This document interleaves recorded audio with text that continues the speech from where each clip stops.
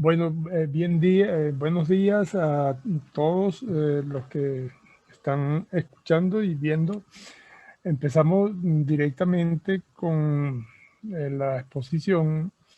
Este nombre de la conferencia es porque para hablar del territorio venezolano en el siglo XIX es indispensable tomar en cuenta a un personaje que es Agustín Codazzi, que nos llegó por suerte gracias al proceso de la ilustración del siglo XVIII en Italia y en Francia.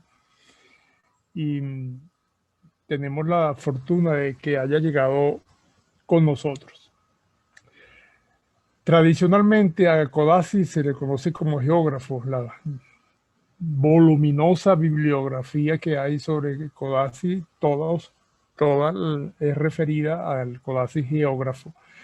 Ese señor que vemos ahí a caballo es Codazzi ya en Nueva Granada después de 1849 y había hecho ya la geografía de Venezuela y estaba haciendo la geografía de la Nueva Granada.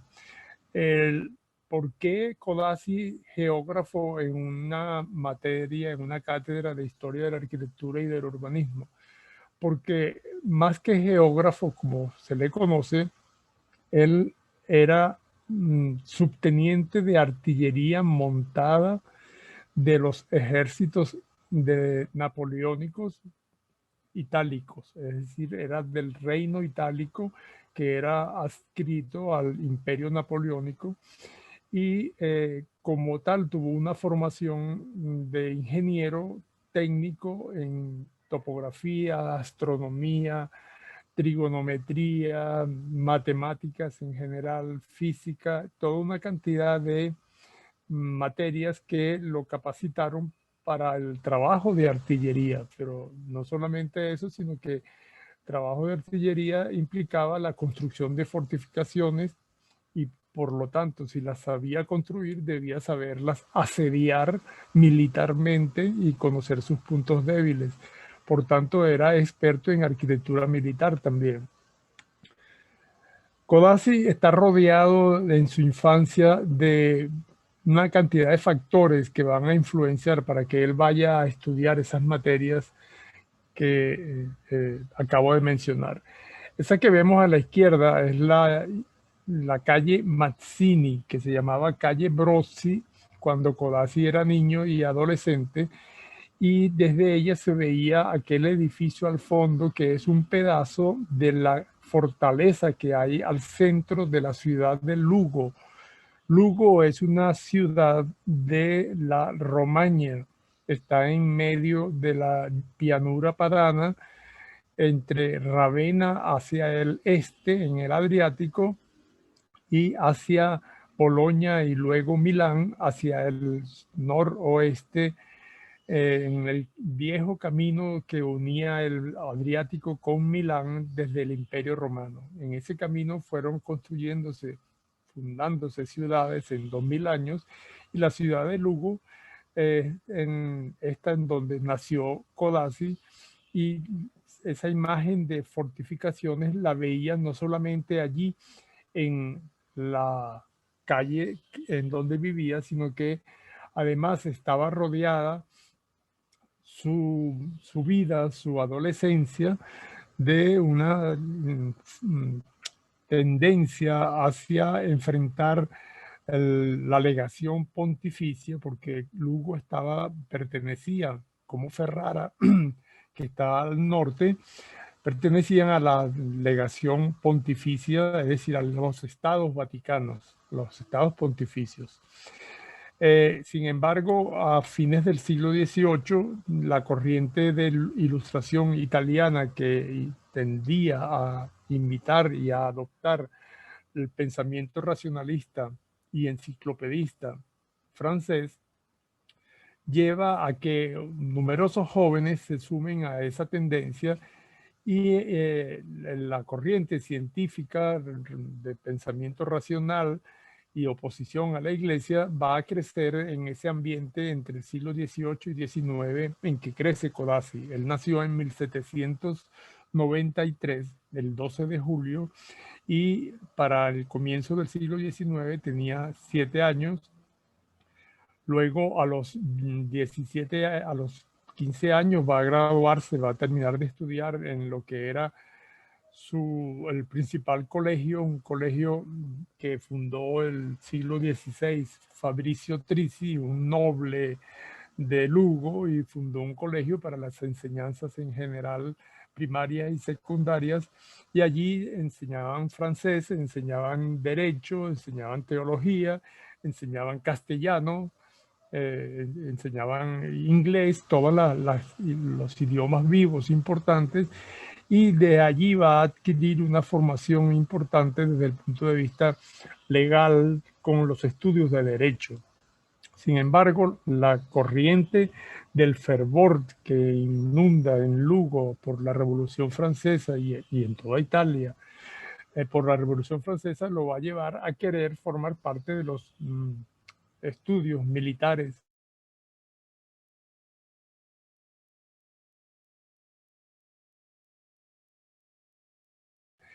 donde funcionaba la principal escuela para oficiales del Reino Itálico. Reino Itálico se funda para darle fundamento a la formación de la Italia a favor de la Revolución Francesa y a favor del Imperio Napoleónico. El reino itálico formaba sus oficiales en Módena y a los suboficiales en la ciudad de Pavía, cercana a Milán. Codazzi, al salir del colegio Trici, va a ir a buscar sus estudios en Bolonia. Veamos un momento, no sé si se ve el cursor aquí, estoy señalando la ciudad de Lugo, esto es la Romaña, hacia el sureste está Ravenna,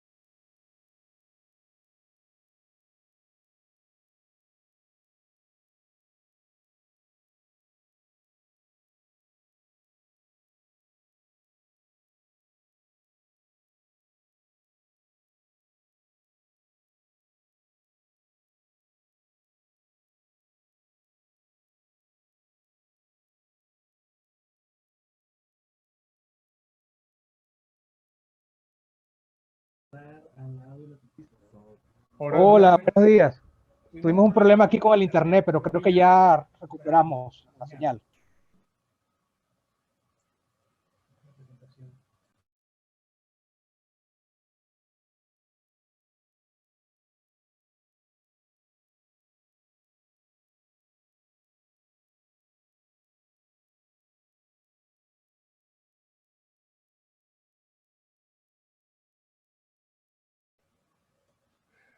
Bien, recuerden este mapa.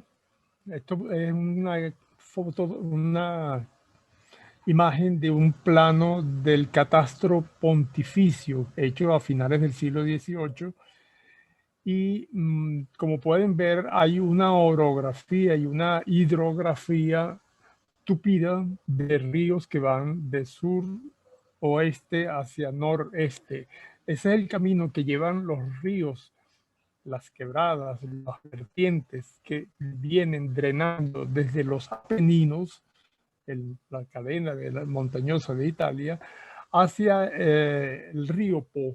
El Po va de Milán al Adriático y esa corriente en esta llanura es muy lenta, los fondos de los ríos son muy elevados y hacen que se desborden en épocas de lluvia y hay inundaciones permanentes. Estoy hablando de toda la historia de la geografía de allí, es así. Todas esas ciudades han sido fundadas en esos lugares y la actividad agrícola allí ha dependido de esas inundaciones, ha dependido de los sedimentos que traen las aguas desde los Apeninos, han tenido que aprender a mover los canales, las canalizaciones, los drenajes, los cursos de agua para aprovecharlas, para embalsarlas.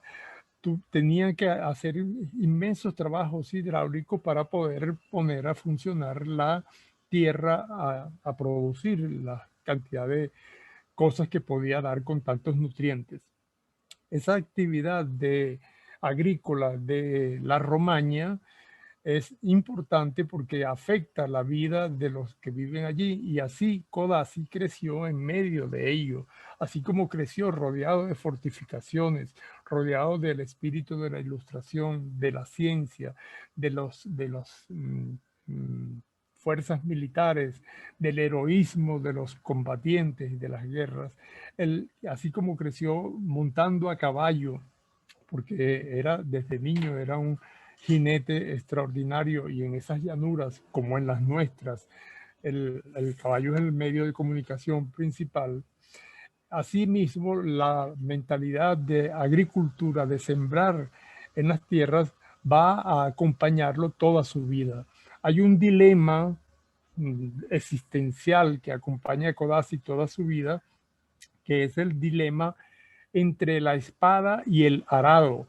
La espada sería ese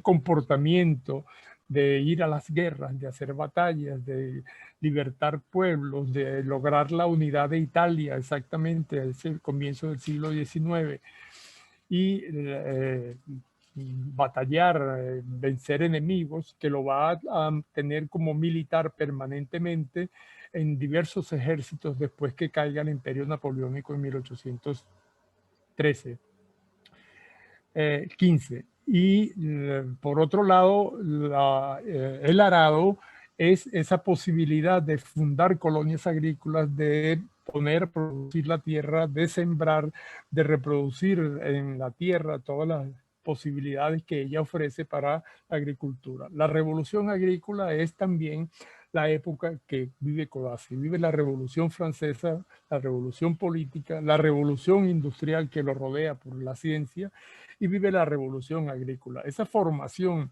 de un joven que recién va a cumplir 20 años después que entre a estudiar en la Academia de Suboficiales en Pavía, es importantísimo porque le marca el destino totalmente. Y ese bagaje que porta él en su equipaje lo va a traer en algún momento a América y lo va a traer a Venezuela particularmente. Vamos a continuar la siguiente ilustración para mostrar que en Bolonia había el movimiento de la ilustración, había sido impulsado ya desde el finales del siglo XVI, y luego en el del siglo XVII, por Francisco Marsilio, un conde ilustrado, enciclopedista, viajante, que promueve la fundación en el siglo XVIII del Instituto de las Ciencias. Ese instituto en Bolonia tenía la cámara o la sala de las maquetas de arquitectura militar, tenía la cámara de de los geografía y la náutica, tenía maquetas de naves y de barcos, tenía el museo astronómico, toda una cantidad de elementos de la ciencia ligados a la Universidad de Bolonia, que la universidad además es la más antigua del mundo occidental. La de Bolonia, también cerca de Lugo estaba la de Padova, que es la segunda en antigüedad, y ambas son universidades que están siendo influenciadas por la Ilustración francesa. Marsilio funda el Instituto de las Ciencias, que va a tener una gran influencia. Vean allí que tenemos una maqueta de la ciudad de Neuf-Brissac, que es la ciudad, la última, una de las últimas que proyecta el marqués de Vauban, Sebastián Lepreste, el marqués de Vauban en Francia, en base al criterio de que la fortaleza, la fortificación, la defensa de una plaza fuerte no se hace solamente en base a un edificio fortificado con murallas y bastiones, sino que debe extenderse al territorio. El tercer orden o el cuarto orden de fortificaciones se extiende sobre el territorio circundante, y con ese concepto van a surgir modos de plantearse las cadenas de fortificación y la unión de una fortificación con otra a través de puntos intermedios, vigías, emplazamientos intermedios entre una fortificación principal y otra. Y ese concepto de ocupar el territorio por la fortificación es el que va a aprender Codazzi. Primero, por haber vivido en un lugar de fortificaciones. Segundo, por lo que va a ver en Bolonia, en el Instituto de la Ciencia, con estas maquetas, nada menos que de Vauban y de otros tratadistas del siglo XVIII. Y luego lo que va a aprender con los artilleros y los profesores en la escuela de Pavía sobre la composición, el diseño de las fortificaciones para poderlas asediar, conocer sus puntos débiles, tomarlas, invadirlas o fabricarlas para que tengan una mejor defensiva. Ese bagaje cultural rodea a Codazzi, y en Bolonia está también el observatorio astronómico, que es una de las cosas que va a tener Codazzi en su equipaje. Vean, la mayor parte de los puntos con los que se hace la cartografía del Atlas de Venezuela está hecha con los puntos astronómicos. Es como si Codazzi fuera navegante y estaba navegando por nuestro territorio de Venezuela y luego el de la Nueva Granada, y esos puntos permitieron levantar la inmensa obra geográfica por la cual sobre todo se conoce a Codazzi acá. Ese estímulo que recibe Codazzi luego de sus 3 años en Pavía continúa con su participación en las guerras napoleónicas. El regimiento en el que formaba parte Codazzi, artillero montado, parte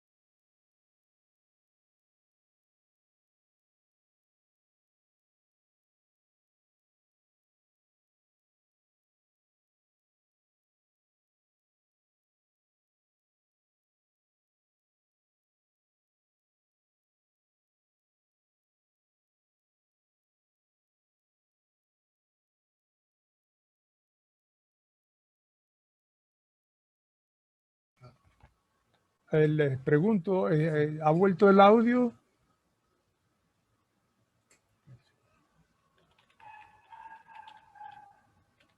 Ahora sí, ya regresó, dice Anabela. Ok. Esto es muy raro que pase, ¿no? Porque en nuestro país funciona todo perfectamente. ¿Puedo continuar? Bien. Quiero leérselo. Él en los viajes, después de ser veterano de los ejércitos, parte, eh, conoce a un compañero con el que viaja por toda esa Europa oriental, recorre Constantinopla, recorre Valaquia, sube por Bulgaria, va a los montes Cárpatos, a Moravia, sigue hasta Varsovia. En Varsovia tiene oportunidad de ver las tropas eh, polacas al servicio de Alejandro, el zar de Rusia. Toda una cantidad de aventuras en 2 años, del 15 al 17. El 17, ese amigo que había conocido en Constantinopla era Costante Ferrari, un militar de Reggio Emilia, una ciudad cercana también a Módena y a Bolonia. Y se va con él, decide ir con él hacia América. Aquí dice, me voy con el compañero Ferrari para Baltimore, puerto no lejos de Filadelfia en los Estados Unidos de América. El día 30 de este mes se hace vela. Adiós Europa, Italia, adiós. Patria mía, te saludo. Con ciudadanos y amigos, los dejo. Mujeres mías, bellas, las abrazo y las beso y rebeso y les auguro salud, tranquilidad y suerte. Y con el deseo de saber un día, de poder en un día apretarlos, estrecharlos a todos en mi seno y dividir con ustedes el fruto de mis trabajos. Los saludo. Adiós, adiós. Y parto glorioso y triunfante para no más nunca morir. Eso dice al final vuestro afectuoso hijo Agostino. Es una carta dirigida a su padre, pero aprovecha de saludar a todo, a su madre, a su padre, a su hermano, a su hermana, a los parientes, a todos los demás.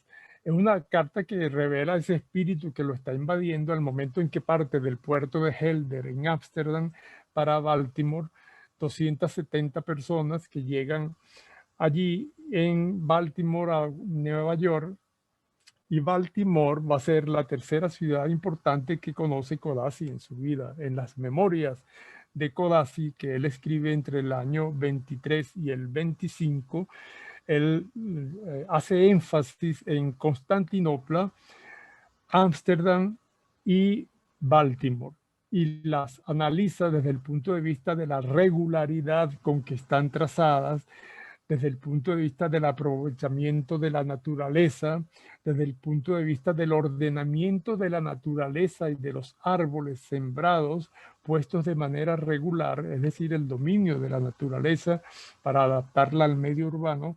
Y en el caso de Ámsterdam, los canales y el dominio del ganarle agua, ganarle tierra al mar, haciendo canales y bonificando, es decir, rellenando y drenando aguas estancadas.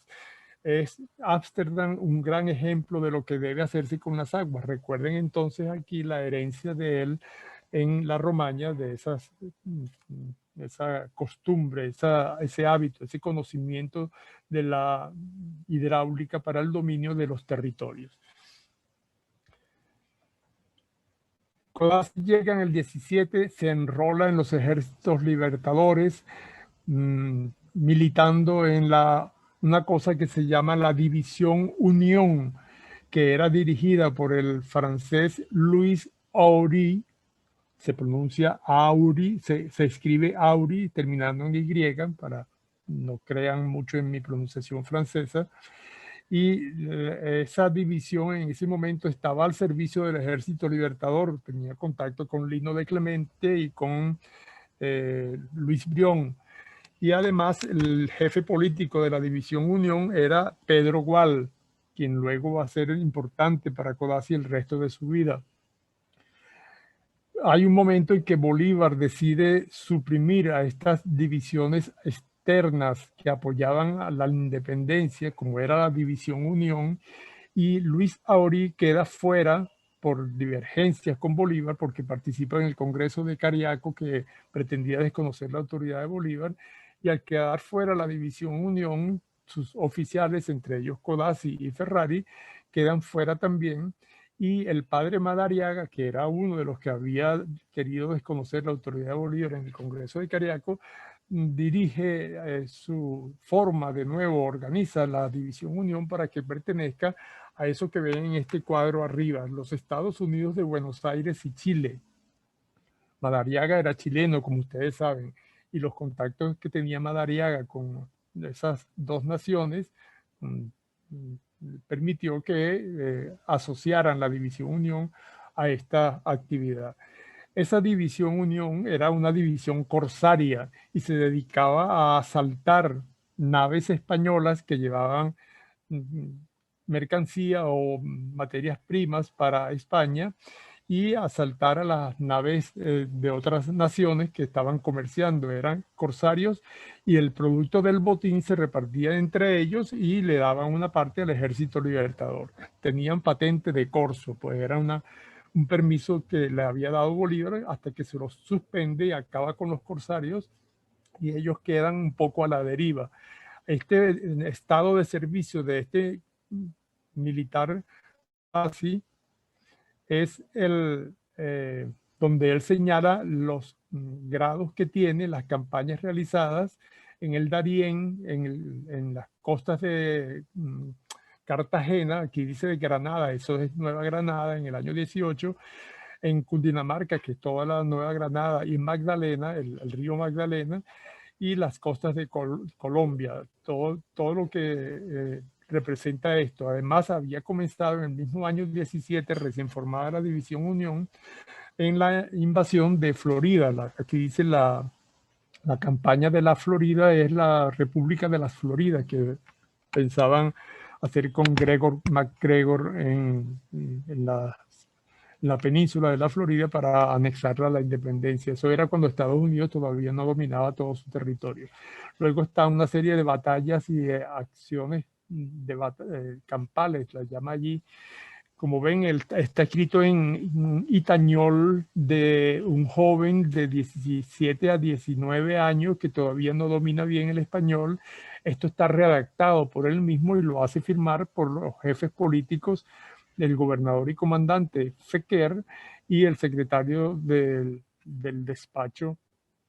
Todo ese aparataje político un poco fantasioso que se inventa para justificar la continuidad de la actividad corsaria.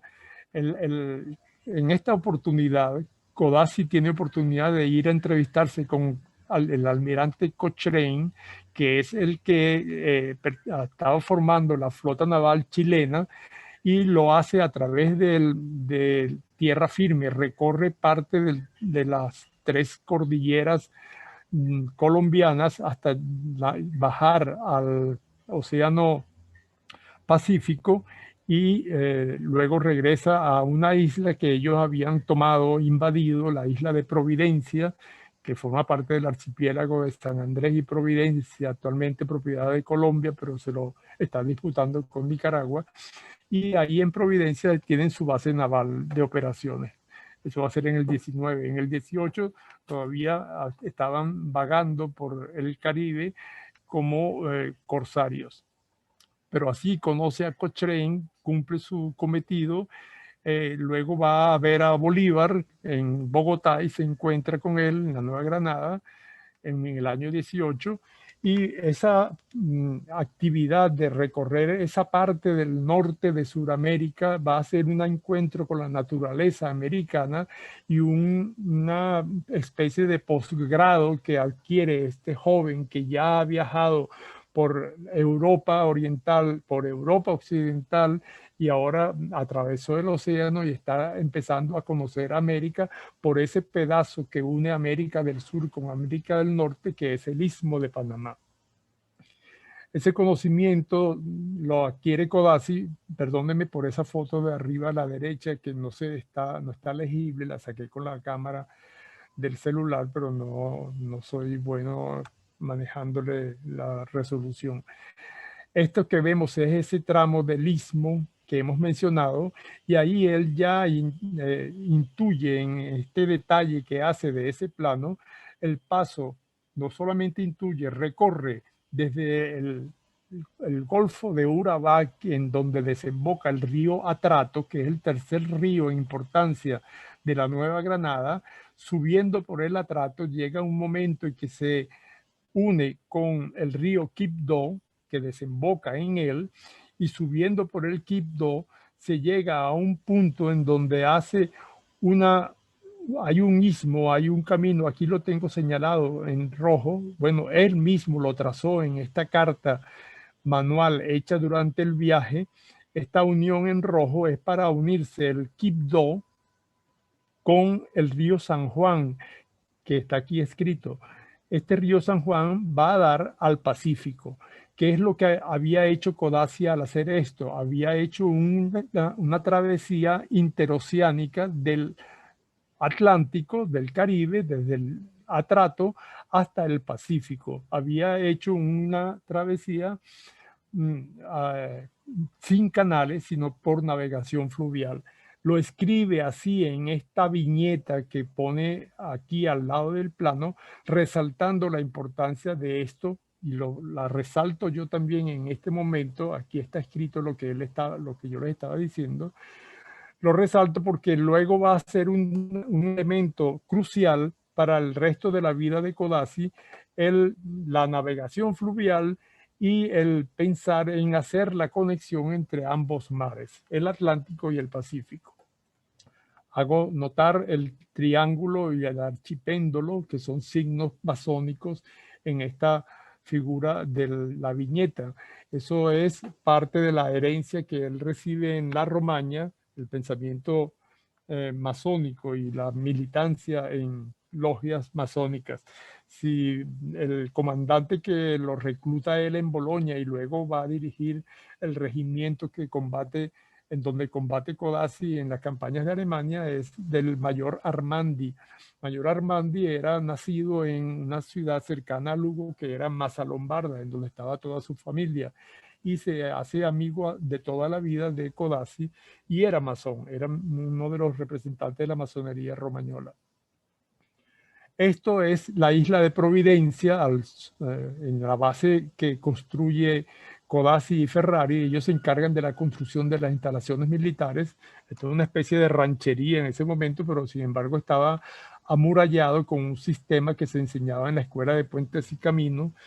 El ingeniero Montalembert era uno que había planteado la construcción de fortificaciones con tierra cruda. Está hecho de esa manera, con esa técnica, que era la que tenían al alcance, porque en esa isla no había piedras. Este es el Fuerte Libertad, aquí se llama Fuerte de la Libertad. Este plano es parte de lo que podemos saber que hace Codazzi, porque también en la Florida había construido fortificaciones. También en otras islas del Caribe y en los lugares en donde estuvo en Centroamérica habían fortificado.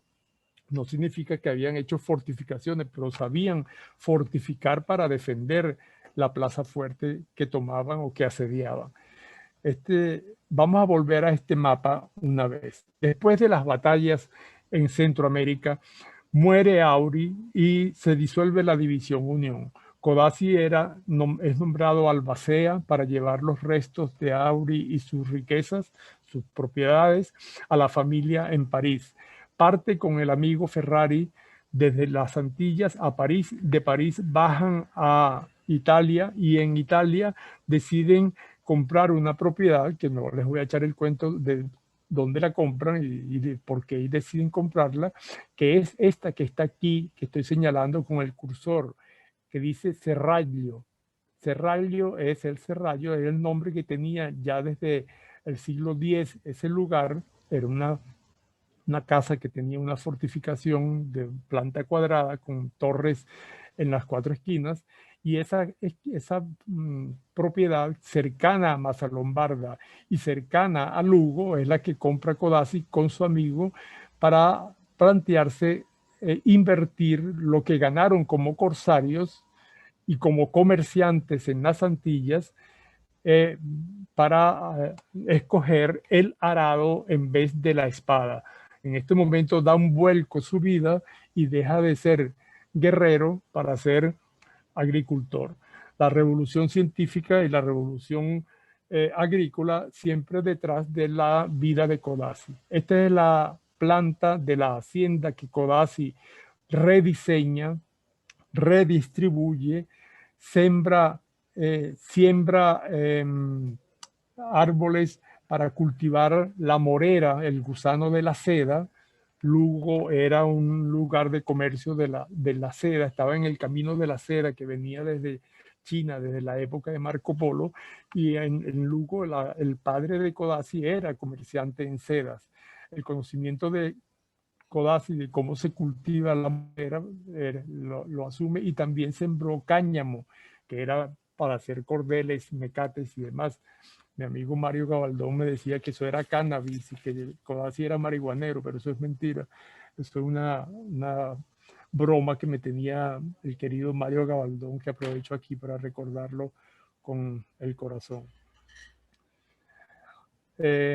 Vamos a seguir entonces viendo. Esta es la hacienda de Codazzi. Tiene 11 fundos de campesinos encargados cada uno de un fundo. Este es el fundo principal donde está el Palacio Codazzi y dos grandes establos. Esta es la iglesia de Santo Urbano, porque al comprar la hacienda estaban obligados por patronato eclesiástico a cuidar la iglesia y proteger al cura y darle todo los que tenían patronato eclesiástico tenían que darle a las iglesias. Arriba se cuentan en total 11 fundos, cada uno con una porción de tierra para el patrón, que pasan a ser Codazzi y Ferrari en este palacio que tiene delante una elipse del jardín de 30 metros de ancho. El palacio tenía 17 por 17 en planta como sección cuadrada y dos alas laterales. Aquí está la firma de Codazzi para que la vean.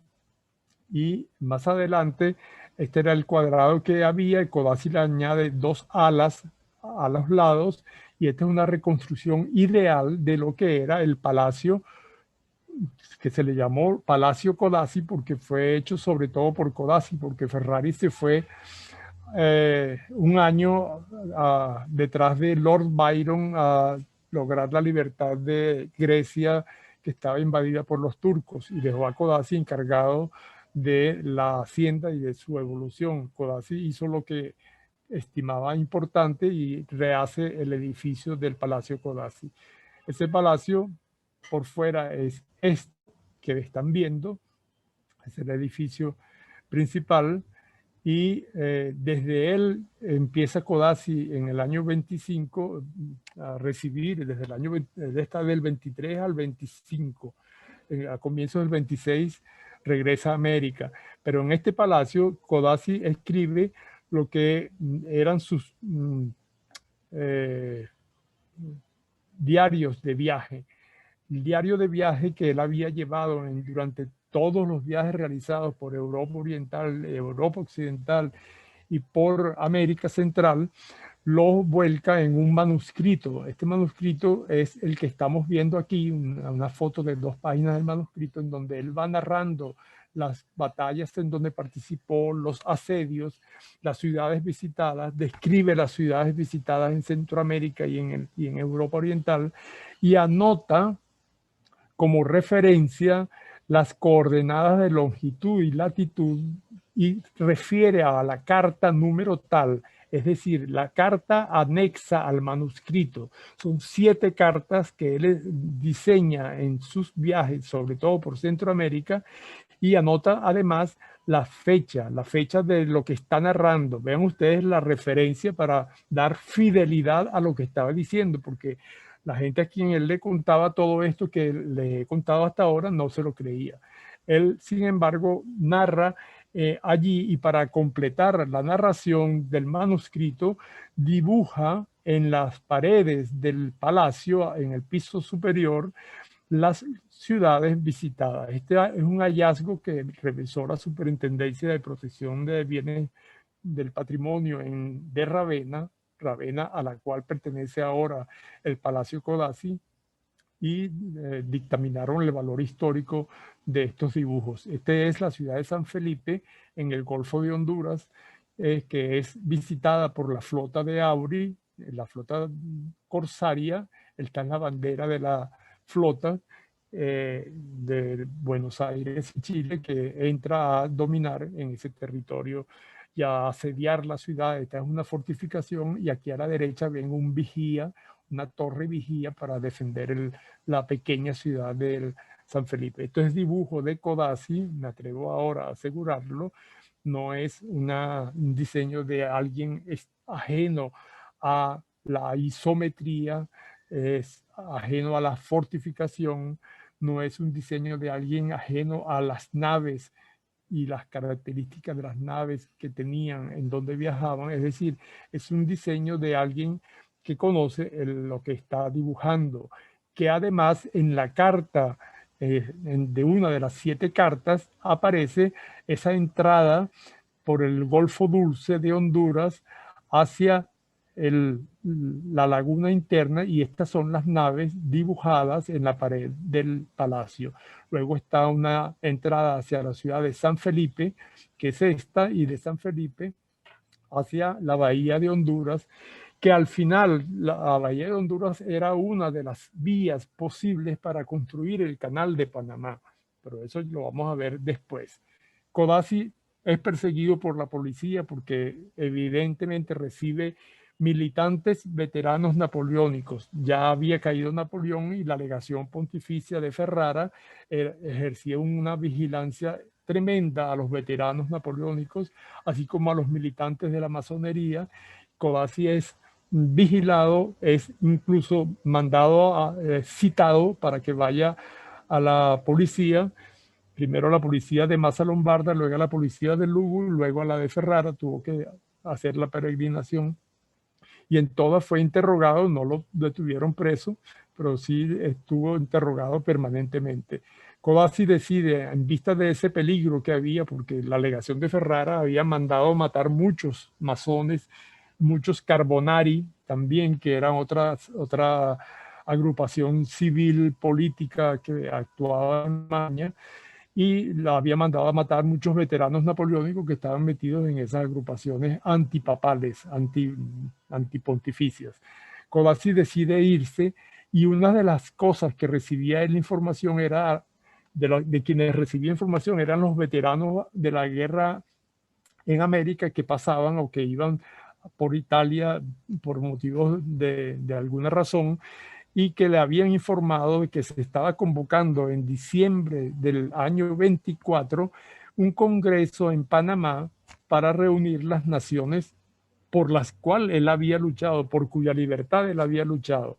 Era el Congreso Anfictiónico de Panamá, que se convoca el año 24, en diciembre, lo convoca Bolívar.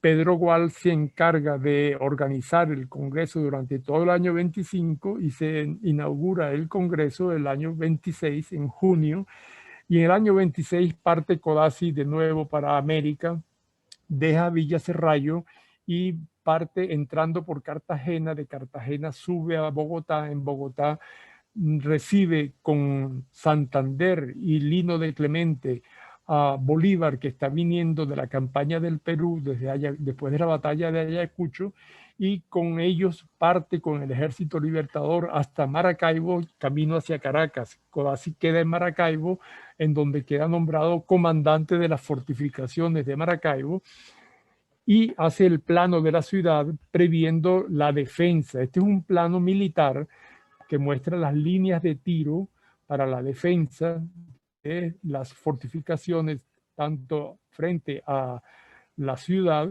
como frente al canal de navegación, para defenderlo. Además se ven unas barricadas que están aquí dibujadas con líneas de tiro también para defender la entrada a la ciudad desde el canal de navegación y desde el puerto. Cualquier desembarco era enfrentado desde allí. Pero Codazzi no se queda con el plano de la ciudad, sino que decide ir al territorio. Recuerden Vauban, recuerden la importancia de fortificar más allá del edificio. Codazzi va en los alrededores, va a la isla de Zapara, va a la isla donde está el castillo de San Carlos. Este es el plano que presenta para un plan hidrográfico de defensa presentado al comandante general político de la provincia, del departamento del Zulia, que era Justo Briceño en ese momento. Ya estoy hablando del año 1828, se hace esto, y para completar, claro, también propone las obras militares. Aquí hay unas esclusas para la canalización de las aguas y para el dominio de las aguas alrededor de las fortificaciones. Estos son dibujos de las lecciones de artillería que él daba más adelante. Y termina dibujando, además de la boca del lago sobre el Golfo de Venezuela, termina dibujando todo el departamento del Zulia. Ese dibujo lo hace mientras está quebrándose la unidad de esa República Confederada de Colombia, y Codazzi va a ser parte del grupo de los que forman la nueva República de Venezuela, separada de la Gran Colombia, y lleva este plano a al Congreso de Valencia, que se reúne en 1830. Allí propone la realización de esto mismo para el resto del territorio que ahora es Venezuela, porque debía conocerse qué país estaba teniéndose, qué territorio se estaba adquiriendo con la disolución de la Gran Colombia, hasta dónde llegaban, cuáles eran sus límites, y en ese momento era 1.250.000 kilómetros cuadrados.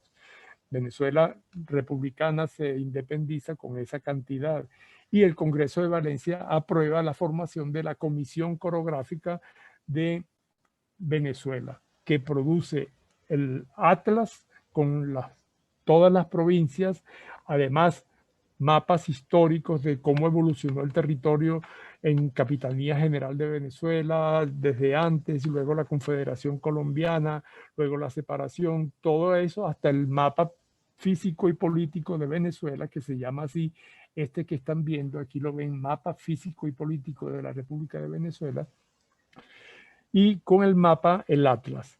Ambas cosas va a ir a presentar Codazzi en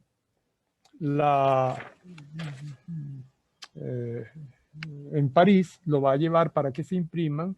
Este es impreso en la ciudad de París, como todo el atlas de Venezuela, con las provincias, y ya haciendo el atlas, él recorre Venezuela desde 1827, que comienza en Maracaibo, y luego la Comisión Corográfica va a recorrer todo el territorio y va viendo las posibilidades de riquezas, de recursos naturales, las posibilidades de navegación fluvial, las posibilidades portuarias, la población, la cantidad de ganado, las tierras para qué uso podrían emplearse y cómo se podrían fundar colonias de inmigración. Esta idea no es ajena a él, porque ya él en Constantinopla había querido hacer una colonia agrícola.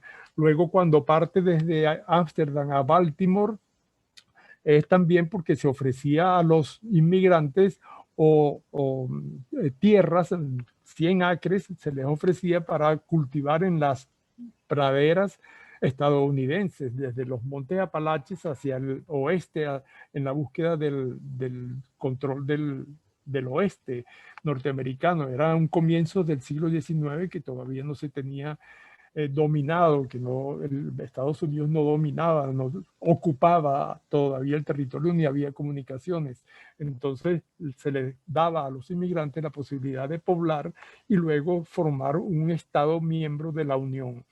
Esa posibilidad de fundar colonias agrícolas en Estados Unidos fue imitada en toda América del Sur desde entonces, de final del siglo XVIII y todo el siglo XIX se estuvieron fundando colonias agrícolas de inmigración, y Codazzi propone para Venezuela una zona en donde está Cubiro, por el estado Lara, hacia Trujillo, luego la zona central entre Aragua y la ciudad de Caracas, y la zona del Turimiquire en Monagas, entre Sucre y Monagas, para generar colonias agrícolas. Producto de ello, este hombre, que aquí está su rostro real, es premiado por la obra geográfica en París. El rey Luis Felipe de Orleans le da la condecoración, esta que está aquí, la Cruz de la Legión de Honor, en premio a sus méritos científicos, y le hacen un daguerrotipo.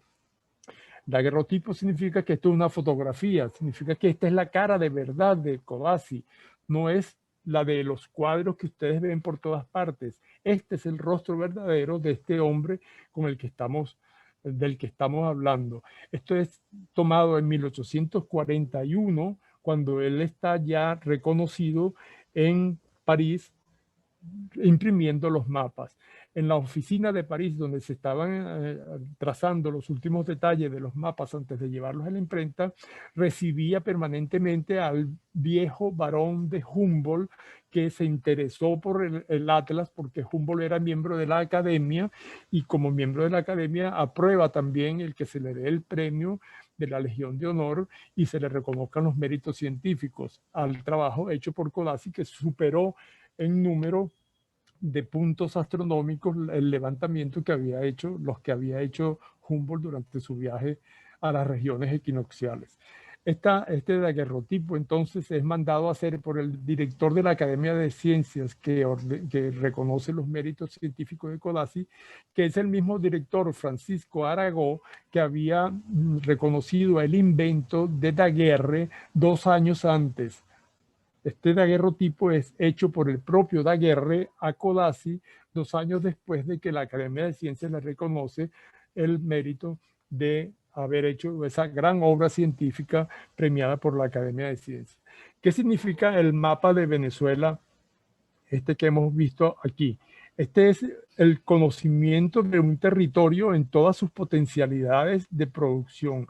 Es la geografía puesta en función de las posibilidades de usufructuar la riqueza de la tierra, aprovechar los ríos y las posibilidades de navegación para transportarla, para comerciar con ese producto de la agricultura, comerciar con el resto del mundo. Comercio y tierra, eso es la fisiocracia, eso es Adam Smith y los fisiócratas durante el siglo XVIII, y eso es lo que Codazzi va a aplicar en sus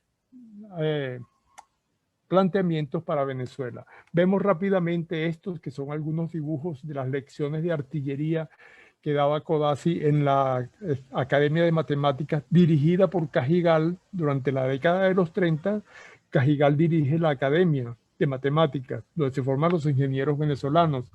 Esta academia tiene como profesor de artillería a Codazzi, naturalmente, y este es uno de los dibujos que él hace para la enseñanza de esas técnicas de artillería.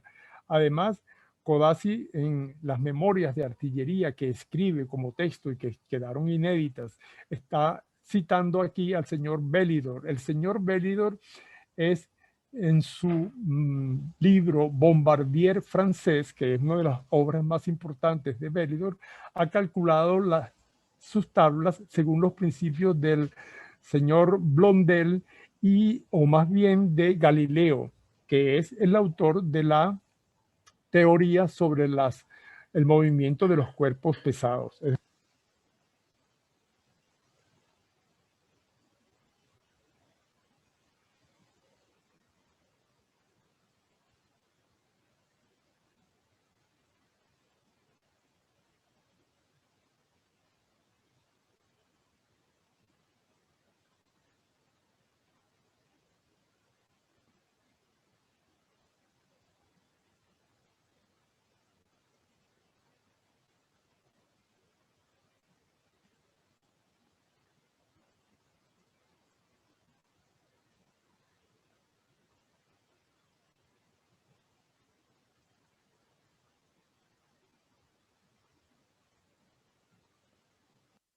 Ya. Yo lo tengo prendido. Aquí dice, está prendido. ¿En qué momento será que se cayó? Ah, qué lástima. Bueno, ¿ya se escucha? ¿Sí? Ok, gracias. Belidor va a ser libro de texto obligado en la Escuela de Puentes y Caminos de París y luego en la Escuela de Politécnica. En la Escuela de Puentes y Caminos está Rondelet, está Navier, está Durand, todos los tratadistas del siglo XVIII que van a tener a Belidor como una de sus fuentes principales para formar los ingenieros del cuerpo de ingenieros franceses y de todas las escuelas de ingenieros de Occidente hechas según el modelo de la Escuela de Puentes y Caminos de París, incluso la venezolana, porque Cajigal estudia también en la Escuela de Puentes y Caminos de París y conoce las obras de Belidor. Cajigal, que luego al final no solamente daba clases Codazzi en la Academia de Matemáticas de Cajigal, sino que llegaron a ser amigos y hasta compadres. Cajigal fue padrino de uno de los hijos de Codazzi. Esta es uno de los planteamientos de colonias de inmigración. Este mapa es más conocido por todos ustedes, es el que corresponde a las 11 colonias. Aquí ven 11 colonias. Recuerdan que la Villa Serrallo tenía 11 fundos. Bueno, Codazzi sigue con el 11. ¿Por qué el 11? Es un número cabalístico de la masonería. No voy a profundizar en eso porque no nos da tiempo, pero cada puerto, cada colonia fundada a lo largo, aquí está la numeración, 9, 10, 11, está fundada sobre la colina de lo que luego va a ser la colonia principal. Esta es la colonia principal fundada en las nacientes del río Tuy, en la zona que se llama Palmar del Tuy. Aquí está escrito Palmar del Tuy. Estas 11 colonias estarían conectadas entre sí por ferrocarril y carretera y por el oeste se avanzarían hacia la Victoria, de la Victoria a Maracay, Maracay Valencia, Valencia Puerto Cabello, por el este hacia Caracas, de Caracas a La Guaira, y por tanto quedaría unida La Guaira con Puerto Cabello. Es una conexión de Puerto Cabello a La Guaira, previendo la importancia de los dos puertos, tanto para el territorio de las colonias agrícolas y para el comercio de ellas entre sí y el comercio exterior, porque cada una tenía a un puerto, a Oricao, Chichirivichi, Puerto Cruz, Puerto Maya, todo eso que conocemos, los que hemos ido a la playa por allí, pero también la comunicación de oeste a este. Es lo que actualmente sabemos que existe y se estudia en la urbanística mundial, que es la megalópolis del norte de Sudamérica, que es la megalópolis que hay que une Puerto Cabello con Valencia, con Caracas y La Guaira. Este eje ya lo ocupa Codazzi sabiendo su importancia. Este es el plano de la colonia Tovar, es inédito. Anoto aquí que este plano es hecho en el año 52 por Alexander Benitz.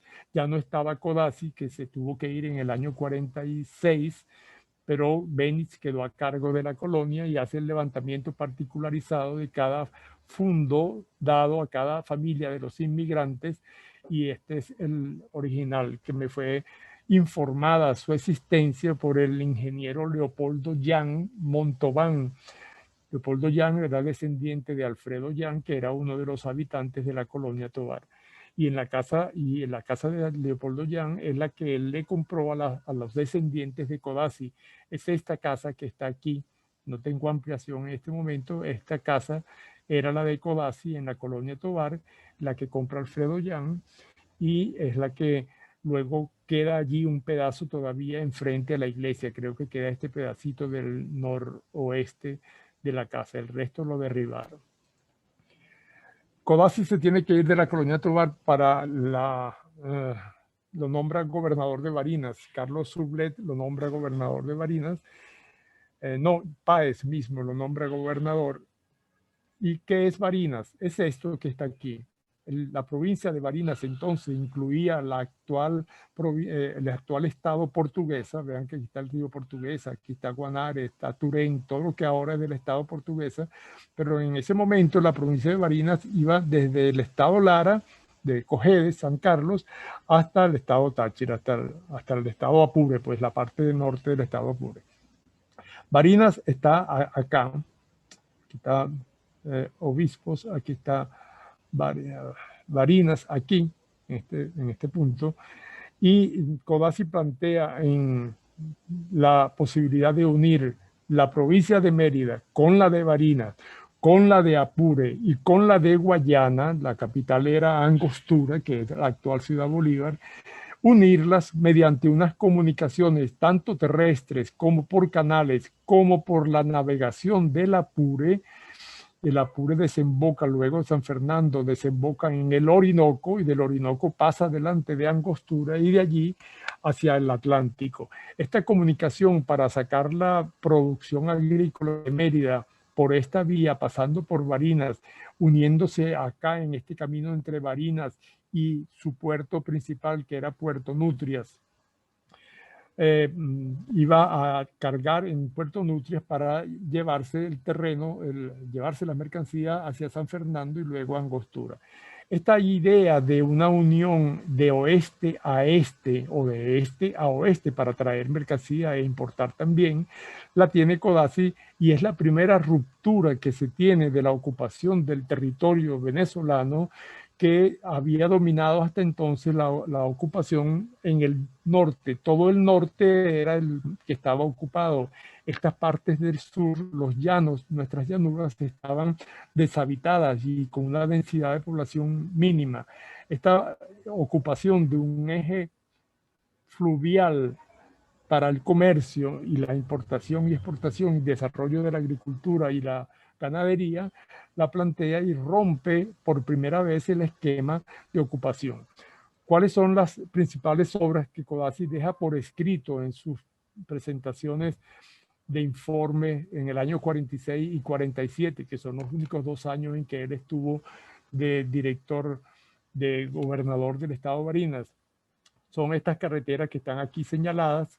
Aquí están la leyenda para que la identifiquen, no me voy a detener allí, pero son algunas de las cosas que él plantea hacer como gobernador. Por supuesto, estos planteamientos los dejó hechos, porque vean esta línea de ríos, vean cómo bajan los ríos desde los Andes hacia estas llanuras. De los Andes llegan al río Apure, que como todos sabemos es un río de muy poca pendiente y que se desborda y que inunda todos los llanos. Eso no es otra cosa. Si volteamos este plano y ponemos lo que es del sur al norte y del norte al sur, tenemos a la Romaña. Esto, provincia de Barinas, es la Romaña al revés. Es la llegada de ríos cargados de sedimentos y nutrientes hacia el río Apure, que es de fondo alto, mucho sedimento y se sale de madre cuando hay inundaciones o hay mucha lluvia en el periodo lluvioso. Estas inundaciones fertilizan todo el territorio y lo mantienen la mayor parte del tiempo inundado. Lo mismo que era la Romaña. Esta comprensión de las propiedades y valores del territorio son los que la llevan a Codazzi a formular su tesis de la navegación fluvial con el eje fluvial Apure-Orinoco, convirtiendo a Puerto Nutrias en una gran ciudad fluvial. Ahora, frente al Nutrias, al otro lado del río, se fundó Bruzual en algún momento del siglo XIX. Era pensando en esa posibilidad de conectar los dos márgenes del río Apure, que es lo que Codazzi había planteado en sus propuestas del territorio de Barinas. Es la comprensión del territorio, la fundación de ciudades, fundación de colonias agrícolas, es una manera de arquitectar una vastedad de territorio como esta. Este es el plano de la carretera que él propone para unir Mérida con Barinitas. Es un plano firmado por él, como ven aquí abajo está el plano, la firma, y no está en el mapa de la geografía porque es posterior, está hecho cuando él era gobernador. Codazzi debe salir en el año 48 a raíz de la invasión del Congreso por las hordas de los colectivos monaguistas que estaban invadiendo el Congreso y que llegan a matar a varios diputados, entre ellos a Santos Michelena y otros muertos que no eran diputados también. Y los monagas tenían la vista puesta en Codazzi. Él como gobernador en esos 2 años tuvo 3 intentos de asesinato porque era paecista. Codazzi era paecista. Vean que este escudo de Colombia ya es del año 62. Ya Codazzi había muerto en el 59, pero así eran los escudos de Colombia en cada uno de los cambios políticos que tuvo la Nueva Granada desde que se convierte en república y se separa de la Gran República de Simón Bolívar. Y en todos esos escudos aparece este detalle que están viendo aquí, el detalle de 2 naves, 2 veleros intentando atravesar el istmo de Panamá. Este detalle que lo pueden encontrar ustedes más bonito, con mejor resolución en cualquier escudo de Colombia, aún hoy existe como una identidad nacional de Colombia el estar entre los 2 mares, si ya no a través del istmo, porque se le quitaron la provincia de Panamá para convertirla en estado independiente, sí queda Colombia con 2 mares, desde el Atlántico hasta el Pacífico, y es parte de la identidad nacional. Esta realidad va a hacer que Codazzi en el 48 parte de Barinas, en el 49, en enero llega a Bogotá, es nombrado capitán rector de la Academia Militar. Durante el año 49 hace el mapa de la carta más detallada de la ciudad de Bogotá con los alumnos de la Academia Militar, y en el 50 comienza a viajar para hacer la geografía con la Comisión Corográfica de la Nueva Granada. Voy a resumir un poco esto. La Comisión Corográfica significa que él recorrió toda Colombia, así como había recorrido toda Venezuela, a pie, con mulas, con vaqueanos, con cargadores, con caballo, ayudantes de todo tipo. Era ayudado por los curas párrocos de cada sitio, por las familias principales, por los ancianos, por los muchachos de cada sitio que visitaba en toda Colombia, tal como era el método que había usado para hacer la geografía de Venezuela.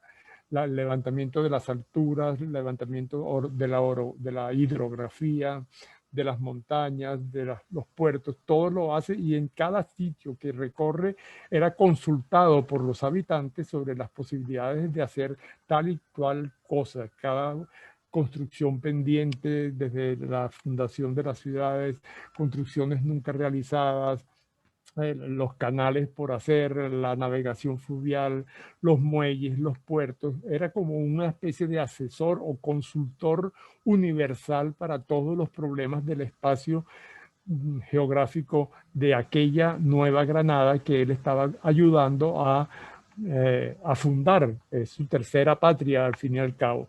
Y esa Nueva Granada todavía tenía la provincia de Panamá como parte de su territorio, y de esa provincia él había recorrido una buena parte siendo corsario desde en el año 1817, 30 años antes.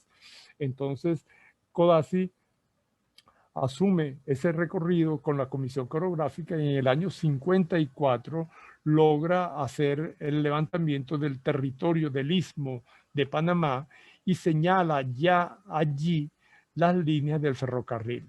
Esta es la copia de la carta que hizo Codazzi, porque la de él se la mandó a Humboldt.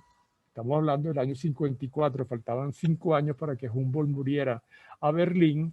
En Berlín Humboldt no se pudo ocupar de esa carta y se la dio a estos señores, Kipper, un alemán cartógrafo, y Neumann, que la publica en la revista de la Sociedad Geográfica de Berlín a nombre de él. Y es prácticamente un plagio, porque queda calcada la de Codazzi a nombre de Kipper, reconoce la autoría de Codazzi como fuente, pero no dice que la calcó. Y está el camino de hierro que él propone, esto sí se lo agrega Kipper, que es la construcción del camino de hierro. En 1854, Codazzi había recorrido el camino de hierro hasta la mitad de la altura, viniendo desde Colón hacia las montañas. Estaba haciéndose el ferrocarril y llegaba en ese momento hasta aquí.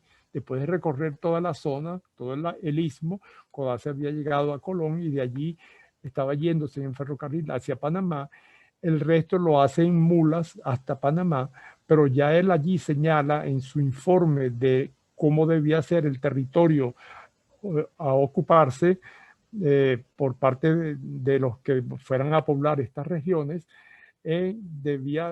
señala la posibilidad de hacer el canal por esta línea. La línea de definición del canal venía ya desde que Vasco Núñez de Balboa se asomó al Pacífico como primer occidental que lo hizo en 1519, cuando se funda la ciudad de Panamá. 1519 ya se sabía que se podía pasar de un lado a otro. Siempre se estuvo pendiente de cómo hacer para unir los dos mares. El tema del canal interoceánico era un tema fundamental. Vimos ya cómo Codazzi había planteado la posibilidad de comunicarse por el río Atrato, que es este que desemboca acá, que sube hasta algún lugar de la serranía y baja por el río San Juan hacia el Pacífico, pero él mismo desecha esta opción por impracticable, porque era muy estrecho, porque el río Quibdó y Atrato en ese lugar no permitían un tráfico comercial con barcos de gran calado y porque había poca población además. En cambio aquí había ya mucha población, ya los caminos del istmo se estaban haciendo a pie para la gente que venía de Norteamérica hacia el Pacífico para subir por la costa oeste norteamericana, primero mexicana hasta Acapulco y luego hacia arriba por la costa de California hacia el norte hasta Vancouver. Esos caminos se pasaban por aquí primero, se llegaba en barco a uno de estos lugares, otro era el Golfo de Tehuantepec, otro era el Golfo de Honduras, donde había estado también Codazzi, etcétera, pero no se habían logrado materializar ningunos. Y la posibilidad de que se hiciera el ferrocarril era más práctico, era inmediato, y en el año 54, 51, el gobierno de Nueva Granada le da la concesión a los norteamericanos que construyen el ferrocarril, uno de los primeros ferrocarriles sudamericanos, y luego va a hacer el planteamiento de que esa línea, lo va a decir Codazzi en su informe, es la más indicada para hacer el canal por ese punto, por ser más estrecho, por ser el que menos altura tiene y menos montañas se pueden recorrer. Ya, entonces quiero terminar con esta imagen de Codazzi en esos años. Ya tenía cumplidos los 60 años. Codazzi muere en Nueva Granada. Esta es la segunda foto conocida de Codazzi. Muere en el año 59 recorriendo la Sierra Nevada de Santa Marta. Era la provincia que le faltaba recorrer, la provincia de Bolívar, en la península de La Guajira. Y no lo vencieron las batallas en Alemania, no lo vencieron en las batallas en el Caribe, no lo mató el Papa que buscaban matar a los masones y a los veteranos napoleónicos, no murió de las fiebres de malaria en los pantanos venezolanos o en los ríos, pero lo agarró la malaria en la Sierra Nevada de Santa Marta y allí murió el 14 de febrero de 1859. ¿Quién es este personaje entonces? Más que un geógrafo, este es un sobrevolador de los territorios para comprender para qué sirven esos territorios. Es como un arquitecto que va uniendo piezas en el mapa, y esa actitud de cartógrafo y de visionario geógrafo es el que le permite trazar los diseños de para qué es tanta tierra, para qué tenemos tanta tierra. Ya ahora Venezuela tiene 912.000 kilómetros cuadrados. Teníamos 1.250.000 cuando Codazzi hizo el mapa. Hemos perdido casi 300.000 kilómetros cuadrados que todavía no están ni ocupados, ni esa frontera con el Esequibo está ocupada todavía. ¿Para qué queremos tanta tierra? Estamos todos pegados al norte. El Orinoco está despoblado. La campaña de la Guayana, la conquista del sur se suspendió, las presas básicas ahora quebraron después de 20 años de este desastre. ¿Para qué nos va a servir toda la tierra que tenemos? Se están llevando el oro que no se pudieron llevar los exploradores, los piratas, los españoles, los aventureros, se lo están llevando ahora la FARC y el ELN, apoderándose de las riquezas que fueron previstas y vistas, y pensó en cómo usarlas y para qué este arquitecto del territorio que llamamos Agustín Codazzi. Señores, esta es parte final de la conferencia. Espero que haya sido interesante para ustedes. Quedo a su disposición. Wow, muchísimas gracias, Juan José. No sé si me escuchan bien. ¿Se me Bajito, escucha? te escucho bajito. ¿Y ahora? Bueno. Mejor. Ok. Bueno, muchas gracias, Juan José, por esta conferencia que de verdad nos hace entender mucho más cómo pudo haber hecho este señor, Codazzi, toda esa obra, ¿no? A partir de un bagaje que muchas veces se conoce poco sobre su faceta como artillero y corsario y agricultor, mucho antes de llegar a Venezuela.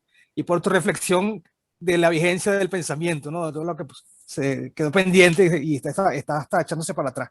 Bueno, miren, quería justamente pedirle al público que si tienen algún comentario, alguna pregunta, la hagan a través del chat y yo se la hago llegar al profesor Juan José, que lo tengo aquí al lado, ¿no? Yo estoy en cámara. ¿Sí? ¿No?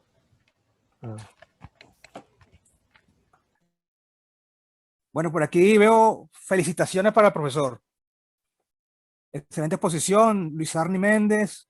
Excelente trabajo, Anabel Españolo. Estoy segura que tiene mucho más que contarnos, seguramente.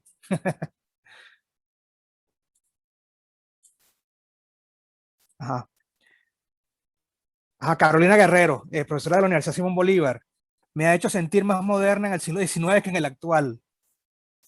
Pregunto, ¿hay reflexión ensayística de Codazzi sobre la vinculación entre su trabajo y las ideas liberales ilustradas? En la obra escrita de Codazzi, la geografía estadística que se publica al tiempo del Atlas, se publica el mapa, el Atlas y la geografía estadística. Se llama Resumen de la Geografía de Venezuela. Ahí está el pensamiento de Codazzi, la relación con el liberalismo ilustrado y con el pensamiento de Adam Smith. Ok.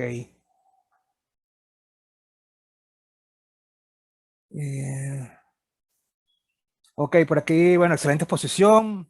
Zafir Varela, felicitaciones, apasionante tema, dice Moisés Chávez. Sabía algo de Codazzi que revisé en las obras de libro raro de la Biblioteca Nacional, Germán Guía, Caripe. Excelente y bonita reflexión, gran trabajo, excelente felicitaciones al profesor Juan José de parte de Fernando Gonzalo. Cecilia Chacón, felicitaciones, excelente trabajo, muy buenas conferencias, excelente disertación. Me dio unas betas de investigación, dice profesor Germán Guía. Labor increíble para la época, dice Alfredo Guevara. Con las herramientas de hoy se podría profundizar su análisis. Una pregunta.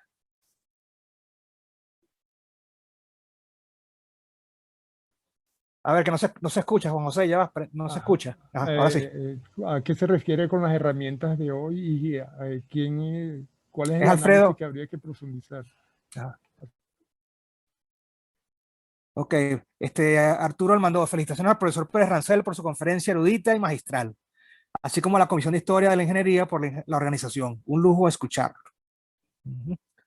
Mire, por aquí, no, ya la leímos de Carolina Guerrero. No sé si la persona, Alfredo, que preguntó lo de las herramientas de hoy, puede ser por los avances de la tecnología, ¿no? Para hacer los levantamientos, me imagino. Felicitaciones a la profesora Yajaira Freites. Sí, base de datos geográficas y alfanumérica o software, como ESRI, Sistema de Información Geográfica.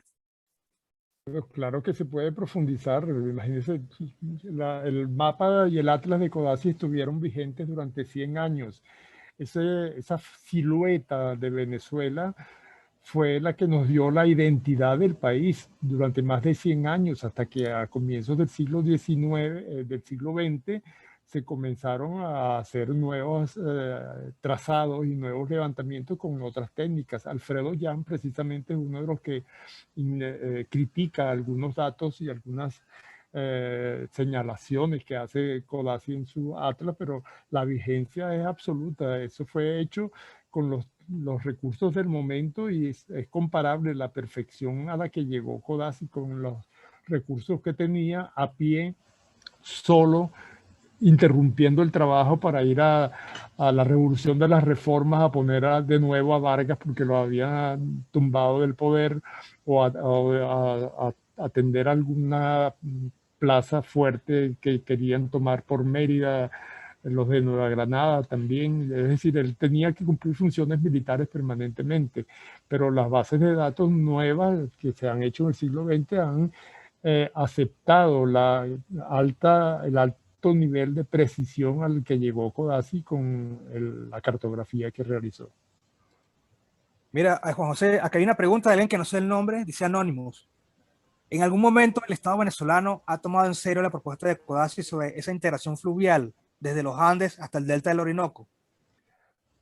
Siempre se tenía, desde antes de Codazzi, ya había navegación de barcos a vapor en el río Apure.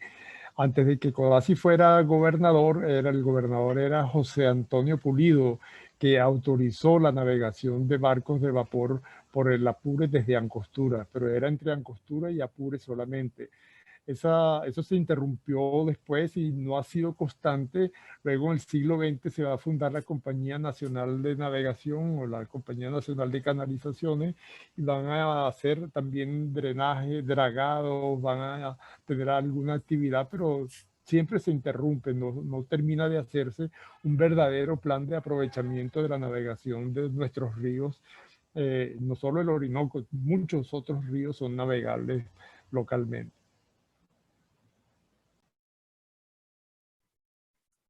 Ok, por aquí dicen excelente trabajo. Puedo decírselo a todos, gracias a todos por las felicitaciones y por sus saludos luego de la charla. Gracias a todos. Sí, mira, aquí hay otra pregunta de la profesora, bueno, o una afirmación.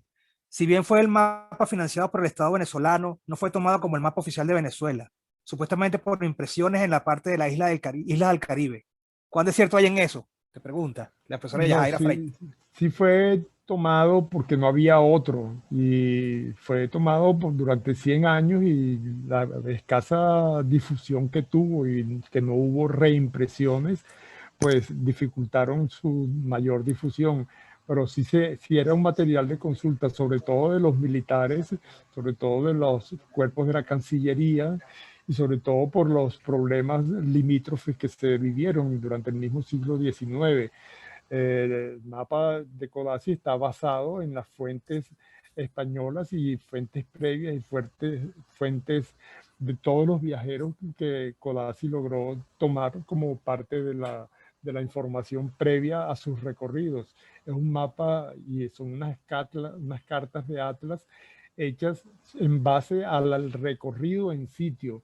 La importancia del mapa y del atlas es que no se basa en calcar los mapas anteriores, sino que es un mapa basado en levantamientos de sitios, recorrido del territorio, que era lo que Humboldt había aconsejado al comienzo del siglo XIX y que nunca se había hecho hasta ese momento. Pues pasaron 20 años nada más para que se empezara a hacer. Y era lo fundamental, recorrer el sitio. Al fin y al cabo, eso es método científico. Conozco la realidad para transformarla. Ese es el método de Descartes. El método racionalista significa que no puedes transformar lo que no conoces, y para transformarlo y para usufructuarlo tienes que levantarlo, recorrerlo, detallarlo, buscar fuentes, no solamente las fuentes previas, sino buscar en el sitio, verificar. Eso al fin y al cabo no era otra cosa que el pensamiento racionalista de Codazzi puesto a funcionar en función cartográfica. Mira, José, aquí te dicen excelente, profesor Lorenzo González, excelente, muchas gracias por la conferencia, es sumamente interesante la comparación entre arquitectura e interpretación de las potencialidades del territorio. Ajá. El profesor Gonzalo Fernando, ¿por qué Codazzi propone la salida de Mérida hacia el sur si la salida natural es hacia el norte por el lago de Maracaibo? Gonzalo Guerrever pregunta. Gonzalo, entiendo que es porque le interesaba hacer una salida alterna a la del lago de Maracaibo, aprovechar lo que viniera de Mérida para unirse al comercio de Barinas.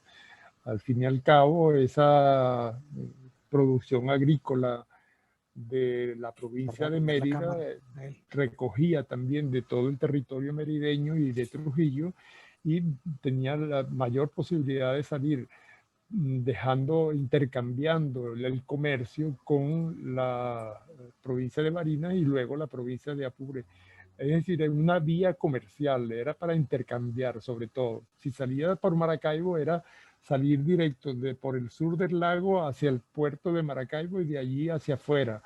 No quedaba nada de esa producción merideña en el territorio. No establecía comercio, no había intercambio. La idea de un eje fluvial oeste-este era unir el territorio, era unificar. Se fue el audio.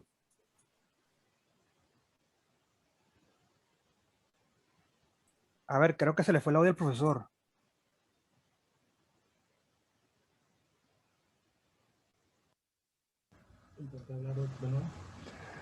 Bueno, no sé, estaba explicándole el porqué de la respuesta a Gonzalo. Otra vez se le cortó. Generar población. Recuerde que las colonias agrícolas eran también para...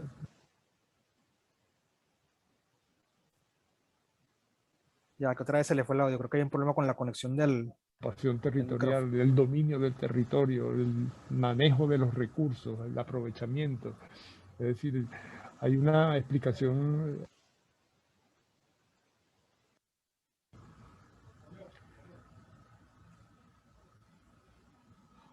Germán, sí, tiene razón, el ingeniero Jesús Muñoz Tebar conocía la obra de Codazzi y lo usaba como referencia. Se estudia en la Universidad Central de Venezuela la obra de Codazzi desde finales del siglo XIX, y todos los ingenieros importantes del siglo XIX la entregan. Juan Desierto, Yajaira, la conexión este-oeste se extendiera hasta Nueva Granada. Claro que sí, la conexión desde Barinas bajando hacia, hacia Táchira, hacia el río Uribante. Del Uribante se sube hacia San Cristóbal y San Cristóbal se pasa a las tres cordilleras colombianas. Pero no solamente así, también había conexión y se usaba la conexión entre Venezuela y la Nueva Granada por la vía del Meta. Se bajaba o se subía por el Meta, que tiene las nacientes como a 25, 30 kilómetros de Bogotá. Navegar desde el río Orinoco por el Meta hacia Bogotá es perfectamente posible hoy. Anda y pregúntele al Ejército de Liberación Nacional que están llevándose por ahí los minerales precisamente de manera tranquila y sin protección ninguna y sin que nadie se los impida. Madariaga había hecho ese paso en 1810, luego de estar en Bogotá representando a la Junta Defensora de los Derechos de Fernando VII, para pedir el apoyo del virreinato a la independencia, a la declaración de independencia.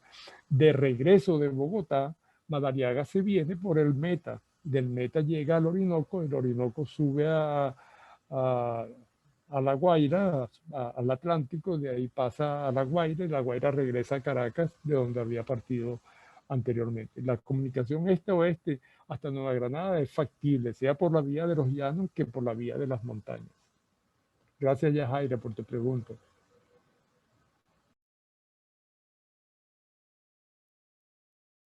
La profesora Yajaira dice que por el Meta parece haber sido el recorrido de Palacio Fajardo.